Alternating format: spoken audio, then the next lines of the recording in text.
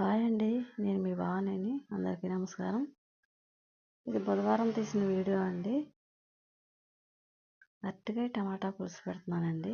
ముందుగా ఉల్లిపాయ ముక్కలు వేసుకుని, పచ్చిమిరపకాయ ముక్కలు వేసుకుని, అలాగే ఉప్పు వేసుకుని శుభ్రంగా మగ్గబెట్టేసుకుందామండి.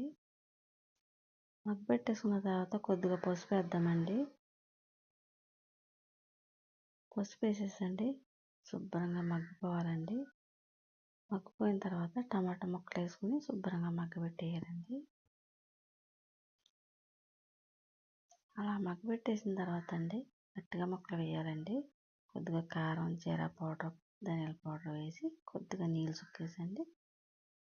టమాటా పుల్లగా ఉంటుంది కదండి, అందుకు నేను పులుపు తక్కువ వేసుకుంటాను. కొద్దిగా చింతపండు రసం పిండుకునండి, ఒక 5 నిమిషాలు మరగబెట్టుకునండి.